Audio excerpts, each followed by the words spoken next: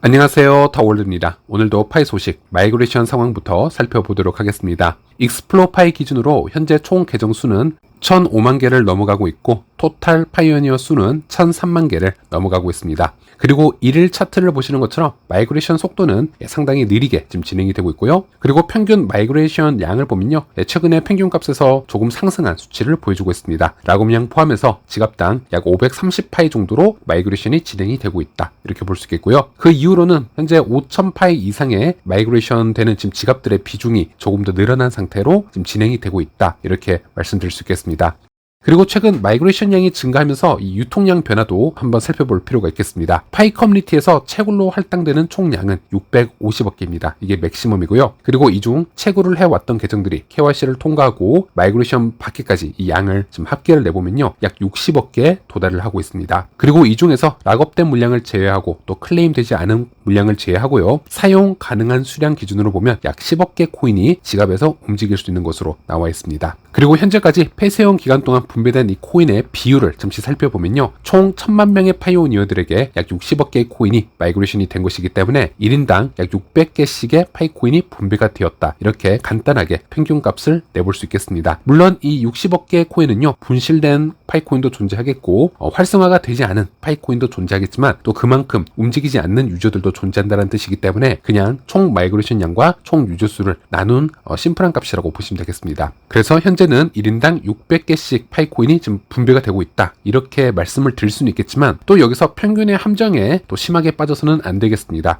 통계를 내다보면요, 평균값만 보게 되면 그 안에 실체를 제대로 반영하지 못하는 부분도 존재하기 때문에 좀 더 디테일한 부분을 이해를 하실 수가 있어야 되는데요. 예를 들어 통계를 할 때 100명의 사람들을 모아놓고 그 한 명의 일론 머스크라는 인물을 우리가 넣어놓고요, 그 100명의 평균 재산을 계산을 하게 되면요, 일론 머스크의 재산 때문에 평균치가 엄청나게 솟구쳐 올라갈 수가 있습니다. 즉 나머지 99명이 매우 가난하다 하더라도 우리들은 그 평균값으로 인해서 와, 저기 있는 사람들은 대부분 평균 자산이 어마어마하게 높겠구나, 이렇게 착각을 할 수 있는데 이것을 이제 평균의 함정이라고 하죠. 그래서 마이그레이션 차트를 보시게 되면요, 오늘 같은 경우 평균량이 530파이 정도라고 제가 말씀을 드렸지만 지금 마이그레이션 받고 있는 전체 90% 정도의 지금 지갑은요, 50파이에서 100파이 미만으로 마이그레이션 받고 있는 것을 보여주고 있고 나머지 10% 정도의 지갑 정도만 2000파이 이상으로 마이그레이션 받고 있는 것을 볼 수 있습니다. 그래서 이 평균치가 약 530파이 정도라고 나왔다, 이렇게 보시면 되겠고요. 또 이런 비율은 마이그레이션이 아니고 현재 지갑에 보유되고 있는 이 사용 가능한 수량 차트를 보더라도 우리가 어느 정도 알 수 있습니다. 이 수량에는 락업량과 언클레임 수량은 포함이 되어 있지 않지만 그런 부분을 어느 정도 감안을 하고 이 데이터를 분석을 해보더라도요, 전체 지갑의 90%가 100파이 이하로 사용 가능한 상태이다, 이런 부분을 보았을 때는 마이그레이션 차트와 흡사한 상황이 연출이 되고 있다, 이렇게 보시면 되겠습니다.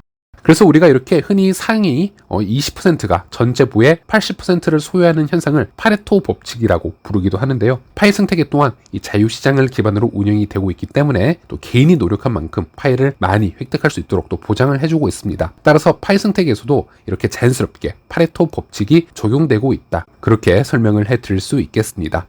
네, 그리고 어제 파이 블록체인 메인넷 프로토콜 19 버전으로 업데이트가 되었습니다. 동시적으로 파이 노드 또한 19 버전으로 지금 업그레이드가 가능한 상황이고요. 만약 여러분이 노드 운영을 하고 있는 분이라면은 업데이트하는 방법은 유튜브에서 파이 노드만 검색을 해보시더라도 간단하게 따라 하실 수 있는 영상들이 지금 나오고 있습니다. 그래서 한번 검색을 해보시면 되겠고요. 또 파이 블록체인 프로토콜이 이번에 19 버전으로 업그레이드가 되면서 어떤 부분을 기대할 수 있는지 여기에 대해서 한번 이야기를 해보도록 할 텐데요. 일단 파이는 스텔라 프로토콜을 가지고 있기 때문에 스텔라의 19 버전을 보게 되면 파이의 특징을 어느 정도 예측할 수가 있습니다. 이번 19 버전을 통해서 일단 거래 조건을 훨씬 자유롭게 설정 가능하게 되었습니다. 예를 들어 특정 날짜나 특정 시간 이후에도 거래가 될 수 있도록 설정이 가능하고 거래 순서를 건너뛰거나 조종이 가능할 수 있습니다. 예를 들어 이전 거래가 실패하더라도 다음 거래를 지속해서 진행할 수 있는 그런 기능이 있고 또 특정 조건이 충족이 될 때만 거래가 승인되도록 하는 기능이 생겼습니다. 그래서 이거는 거래 유용성을 제공을 하는 부분이기 때문에 개발자들 입장에서는 파이 블록체인 위에서 금융 서비스나 다양한 방법의 결제 방법을 도입할 수 있게 되었다는 것이고요. 그리고 또 하나는 서명 방식도 추가가 되었습니다. 여러 거래를 한 번에 묶음 처리로 승인이 가능해졌는데요. 예를 들어 제가 상대방에게 100파일을 전송하면 상대방은 저에게 50파일을 전송하도록 계약을 만들어야 되는데, 이전에는 이런 거래를 두 개로 따로따로 했어야 됐고 두 분의 승인이 필요한 상태였습니다. 그래서 여러 리스크나 한계점이 발생할 수 있었는데, 예를 들어 제가 상대방에게 100파일을 보내도 상대가 저에게 50파일을 보내지 않을 수도 있다는 것이죠. 하지만 이것을 묶음 처리를 통해서 거래를 하게 되면요, 제가 한 번만 이것을 보내게 되면 상대방도 저에게 자동적으로 보내야 되는 그런 거래가 가능해졌다라는 것이고요. 그래서 스텔라 경우에는 이 소로반이라는 스마트 컨트랙트가 프로토콜 20부터 지원이 되고 있는데, 이런 19 버전에서는 스마트 컨트랙트가 없더라도 이런 방법으로 스마트 컨트랙트와 흡사한 계약 방법을 제공을 해 주었습니다. 그리고 이번 19 버전에서는 레이어 2 솔루션과 호환이 쉽게 되도록 그런 기능을 지원을 해주고 있습니다. 레이어 2에 대해서 여러분들이 이해가 잘 가지 않는다면 제가 쉽게 설명을 해드릴 수 있습니다. 여러분이 집 옆에 있는 동네 슈퍼마켓을 매번 가서 상품을 구매하고 카드 결제를 하면 시간이 오래 걸릴 수 있겠죠. 귀찮을 수 있습니다. 그래서 앞으로는 슈퍼마켓에서 물건을 살 때마다 그냥 공책에다가 장부에 기록을 적어 놓고요, 한 달에 한 번씩, 1년에 한 번씩 다 몰아서 카드 결제를 하게 되면요, 상당히 간단하게 결제가 될 수 있겠죠. 이제 그런 방식을 레이어 2 솔루션이라고 보시면 되겠습니다. 그래서 스텔라의 경우에는 이 스타라이트라고 해서 레이어 2가 현재 프로토타입으로 개발 중에 있습니다. 그래서 테스팅을 진행을 해보았을 때 이 결제 처리량을 어마어마하게 확장시켜 나갈 수가 있는데요. 한 예로 우리가 TPS라고 해서 1초에 처리 가능한 양을 이제 TPS라고 하는데, 스텔라의 현 TPS는 200 정도에 맞춰져 있습니다. 물론 수천 TPS까지 나올 수는 있지만 현 세팅은 200으로 맞춰져 있고, 여기서 레이어 2를 테스팅을 해보았더니 무려 119만까지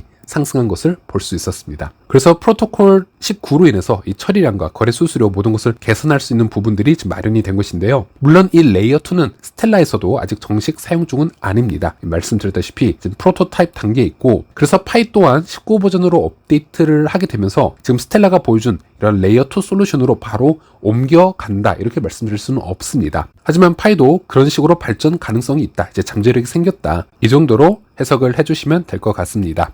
네, 그리고 오늘은 파이 모더레이터 감사의 날입니다. 매년 2월 첫째 주 금요일이 되겠고요. 그래서 파이 앱 메인 화면에 기념 영상이 떴습니다. 잠시 중요한 부분만 체크를 해보면요, 파이의 모더들의 역할을 보면 글로벌 커뮤니티의 이 질문과 이 공지와 또 KYC 프로세싱을 지원을 해주고 있고, 계정 이슈를 또 도와주고 있고, 정말 여러 가지 지금 방면에서 지원을 해주고 있다, 지금 이렇게 얘기를 하고 있습니다. 그리고 플랫폼이 좀 더 개선이 될 수 있도록 미리 테스팅도 함께 해주고 있다, 이렇게 얘기를 하고 있고, 또 오픈 네트워크가 2025년 1분기에 출시됨에 따라 모더레이터들은 그 어느 때보다도 더 필수적이다 라고 언급을 하면서, 이번 공지에서 오픈 네트워크 출시 날짜는 아쉽게도 공지가 되지 못했지만 1분기 출시할 것이라는 그런 부분을 다시 확인해 주었다 라고 보시면 되겠습니다. 그리고 현재 모더레이터들은 전 세계적으로 최소 68개 국가의 지금 지역을 대표하며 지금 활동을 하고 있고, 또 이 중 75% 이상의 모더레이터들이 하나의 언어가 아닌 여러 개의 언어를 구사할 수가 있고, 또 놀랍게도 9.3%는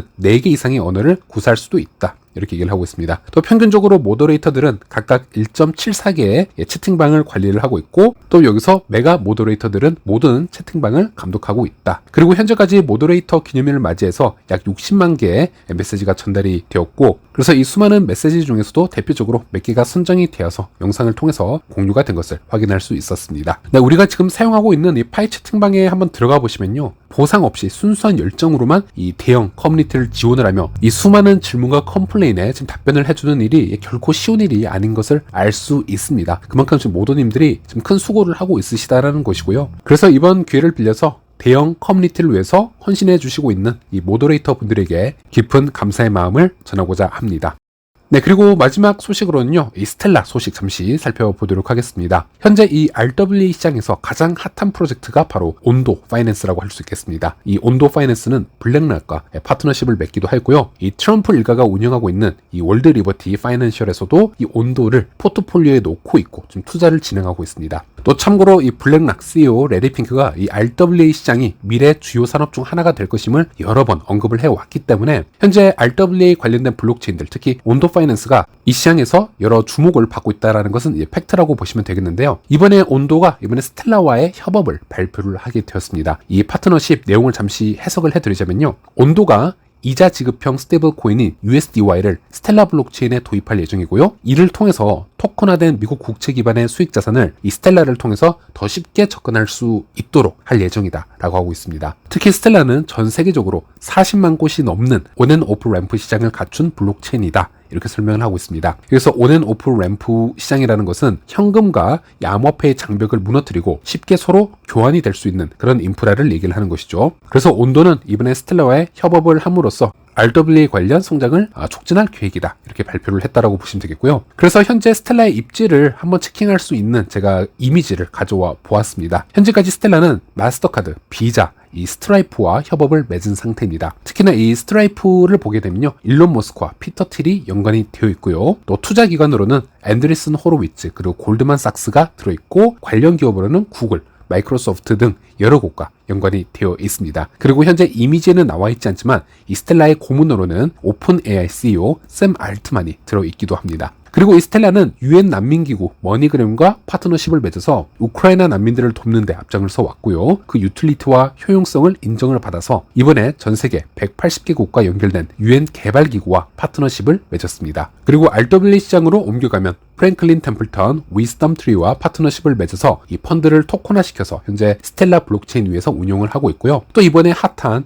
온도 파이낸스와도 파트너십을 맺은 것을 우리가 확인할 수 있었습니다. 그래서 스텔라는 현재 글로벌 결제 송금 시스템과 RWA 시장을 동시적으로 지금 공략해서 성장시켜 나가는 모습을 볼 수 있고요. 그래서 미래 우리가 국경을 초월해서 은행 계좌가 있고 없고를 떠나서 우리가 블록체인을 통해서 금융 활동을 하게 된다면 여기서 스텔라가 매우 큰 역할을 할 수 있을 것이다. 우리가 이렇게 한번 분석을 해볼 수가 있겠습니다. 그래서 이런 생태계가 계속 성장을 하게 된다면요, 이 스텔라는 결제 송금 시스템망에서 전 세계적으로 고속도로처럼 길을 여기저기 뚫어놓는 역할을 할 수 있을 거라고 우리가 예상을 해볼 수 있겠고요. 또 여기서 파이는 스텔라와는 조금 다른 생태계를 만들어가고 있습니다. 여기서 서로 특수성을 좀 공유를 하면서 이 윈윈 전략을 취하는 게 매우 중요할 것 같은데요. 최근 1, 2년 동안 좀 지켜봐야 되는 부분, 오픈 네트워크 이후로 지켜봐야 되는 부분이 이 스텔라와 파이의 경계를 구분하지 않고 이 두 개의 프로젝트를 오고 가는 개발팀들이 조금씩 생겨나고 있다는 것입니다. 그래서 스텔라의 경우 이렇게 급속도로 생태계가 성장하는 가운데 메이저 개발팀이 이 스텔라로 모이게 되면요, 또 비례적으로